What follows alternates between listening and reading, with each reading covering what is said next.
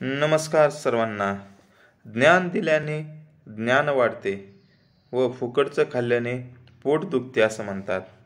चला तर यूट्यूब चॅनलला सबस्क्राईब करा. आजच्या भागात आपण पाहणार आहोत PPT क्रमांक 5 मधील प्रश्न क्रमांक 21. UK मधील कोणत्या कायद्याने आधुनिक कल्याणकारी राज्य आणि सामाजिक कार्यपद्धतीचा पाया घातलेला आहे? बघा ऑप्शन तुमच्या समोर. 1834चा गरिबी कायदा सुधारणा 2, बेवरिज रिपोर्ट 3, 1983चा मानसिक आरोग्य कायदा 4, 1944चा शिक्षण कायदा. याच्यातील योग्य उत्तर असेल ऑप्शन क्रमांक 2, बेवरिज रिपोर्ट.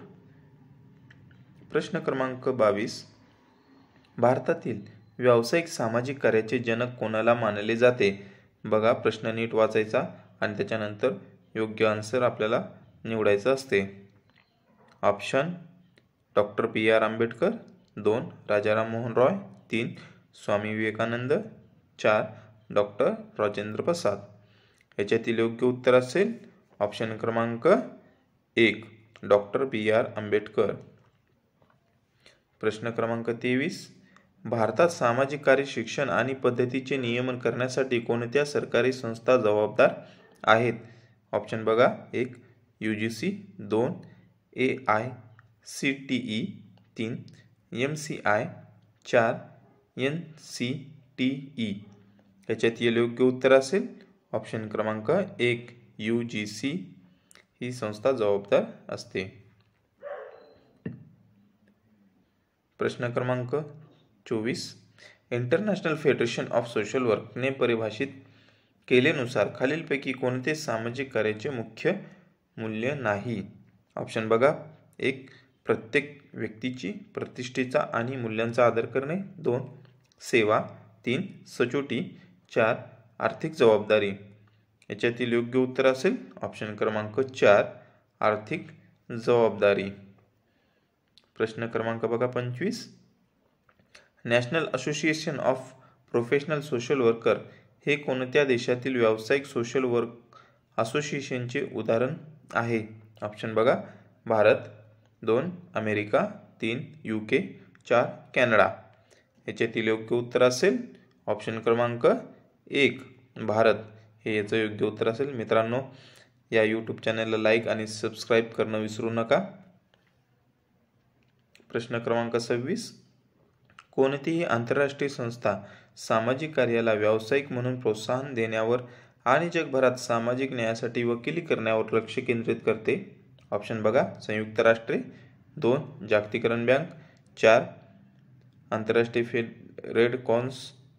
याच्यातील योग्य उत्तर असेल ऑप्शन क्रमांक 1 संयुक्त राष्ट्रे हे याचं योग्य उत्तर असेल. प्रश्न क्रमांक बघा 27. International association of school of social वर्करचे प्राथमिक ध्येय काय आहे? बघा ऑप्शन तुमच्या समोर आहेत. समुदायांना थेट सामाजिक सेवा प्रदान करणे, 2 सामाजिक कार्य शिक्षण कार्यक्रमांना मान्यता देणे, 3 सामाजिक कार्य धोरणातील बदलासाठी वकिली करणे, 4 सामाजिक कार्य शिक्षण आणि संशोधनात आंतरराष्ट्रीय सहकार्याला प्रोत्साहन देणे. याच्यातील योग्य उत्तर असेल ऑप्शन क्रमांक 4 सामाजिक कार्य शिक्षण आणि संशोधनात आंतरराष्ट्रीय सहकार्याला प्रोत्साहन देणे हे याचं ध्येय आहे. प्रश्न क्रमांक बघा 28. आज भारतातील सामाजिक कार्य व्यवसायासमोर खालीलपैकी कोणते एक मुख्य आव्हान आहे? बघा ऑप्शन. 1 सरकारी मदतीचा अभाव, 2 व्यवसायाचे अतिरेकी नियम, 3 सामाजिक कार्यकर्त्याची कमी मागणी, 4 अपुरे प्रशिक्षण कार्यक्रम. याच्यातील योग्य उत्तर असेल ऑप्शन क्रमांक 1 सरकारी मदतीचा अभाव. मित्रांनो, तुम्ही मागील व्हिडिओ पाहिले नसेल तर प्लेलिस्टमध्ये सर्व व्हिडिओ आहेत. त्यांचा योग्य सराव आणि योग्य पाठांतर केले तर नक्कीच तुम्हाला परीक्षेमध्ये यश प्राप्त होईल. प्रश्न क्रमांक 29. सामाजिक कार्यात केस वर्क या संकल्पनेत प्रामुख्याने खालील गोष्टींचा समावेश होतो? ऑप्शन बघा. गट थेरपी, 2 वैयक्तिक मूल्यांकन आणि हस्तक्षेप, 3 समुदाय आयोजन, 4 सार्वजनिक धोरणाचा पुरस्कार. याच्यातील योग्य उत्तर असेल ऑप्शन क्रमांक 2 वैयक्तिक मूल्यांकन आणि हस्तक्षेप. प्रश्न क्रमांक 30 UK, US आणि भारतातील सामाजिक कार्याच्या ऐतिहासिक विकासाबद्दल खालीलपैकी कोणते विधान खरे आहे? बघा, आपण पाठीमागच्या TCS प्रश्नामध्ये काय खरे नाही, काय नाही आहे असे बरेचसे प्रश्न विचारलेले गेलेले आहेत. बघा ऑप्शन तुमच्या समोर 1, 2, 3, 4. याच्यातील योग्य उत्तर असेल ऑप्शन क्रमांक 2 हे विधान खरे आहे. चॅरिटी ऑर्गनायझेशन सोसायटी मॉडेल प्रामुख्याने सामुदायिक संघटन करण्यावर केंद्रित होते, हे याचं योग्य उत्तर असेल. प्रश्न क्रमांक 31 प्राचीन भारतात संदर्भात दान धर्म म्हणजे काय? बघा ऑप्शन कर आकारणीचा एक प्रकार, 2 दान धर्माचे कर्तव्य, 3 व्यापाराचा एक प्रकार, 4 धार्मिक ग्रंथ. याच्यातील योग्य उत्तर असेल ऑप्शन क्रमांक 1 दान धर्माचे कर्तव्य. प्रश्न क्रमांक 32 जकात ही संकल्पना भारताच्या इतिहासात कोणत्या धर्माशी संबंधित आहे? ऑप्शन बघा हिंदू धर्म, बौद्ध धर्म, इस्लाम, जैन धर्म. याच्यातील योग्य उत्तर असेल ऑप्शन क्रमांक 3 इस्लाम. प्रश्न क्रमांक 33 भारतातील सती प्रथा रद्द करण्यासंबंधी प्रसिद्ध समाजसुधारक कोण? खाली नाव पहा. 1 स्वामी विवेकानंद, 2 राजा राममोहन रॉय, 3 महात्मा गांधी, 4 जवाहरलाल नेहरू. याच्यातील योग्य उत्तर असेल ऑप्शन क्रमांक 2 राजा राममोहन रॉय. प्रश्न 34 19व्या शतकातील भारतात कोणत्या समाजसुधारकाने महिला शिक्षण आणि विधवा पुनर्विवाहाचा पुरस्कार केलेला आहे? बघा ऑप्शन तुमच्या समोर. ऑप्शन 1 स्वामी दयानंद सरस्वती, 2 ईश्वरचंद्र विद्यासागर, 3 बाळ गंगाधर टिळक, 4 लाला लजपत राय.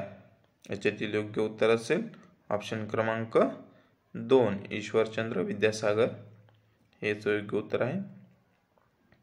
प्रश्न क्रमांक बघा 35 ज्योतिराव फुले यांच्या नेतृत्वाखाली सामाजिक सुधारणा चळवळ समाजाच्या कोणत्या वर्गाच्या उत्थानावर केंद्रित होते? बघा ऑप्शन तुमच्या समोर. उच्च जातीचे हिंदू, 2 अस्पृश्य दलित, 3 ब्रिटिश अधिकारी, 4 मुस्लिम. याच्यातील योग्य उत्तर असेल ऑप्शन क्रमांक 2 अस्पृश्य दलित. प्रश्न क्रमांक 36 वैदिक मूल्य आणि शिक्षणाचा प्रसार करणारी समाजसुधारकवादी संघटना आर्य समाजाची स्थापना कोणी केली आहे? बघा ऑप्शन राजा राममोहन रॉय, स्वामी विवेकानंद, स्वामी दयानंद सरस्वती, रवींद्रनाथ टागोर. याच्यातील योग्य उत्तर असेल ऑप्शन क्रमांक 3 स्वामी दयानंद सरस्वती. बघा प्रश्न 38 भारतातील महिलांच्या हक्कासाठी आणि विधवा पुनर्विवाह वकिली करणारे 19व्या शतकातील सुधारक कोण होते? ऑप्शन बघा महात्मा गांधी, 2 बाळ गंगाधर टिळक, 3 पंडित मदन मोहन मालवीय, 4 ईश्वरचंद्र विद्यासागर. याच्यातील योग्य उत्तर असेल ऑप्शन क्रमांक 4 ईश्वरचंद्र विद्यासागर.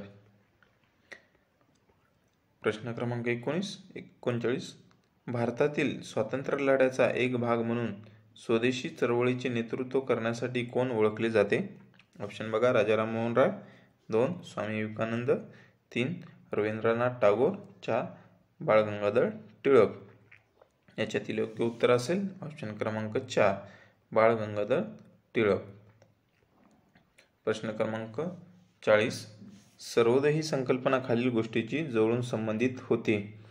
मित्रांनो तुमच्यासाठी विविध प्रश्न मी तुमच्यासमोर सादर करत आहे, पण तुमचं एवढंच कर्तव्य आहे की तुम्ही माझ्या चॅनलला सबस्क्राईब करावे, लाईक करावे, शेअर करावे. बघा ऑप्शन तुमच्यासमोर महात्मा गांधी, 2 सुभाषचंद्र बोस, 3 जवाहरलाल नेहरू, 4 सरदार वल्लभभाई पटेल.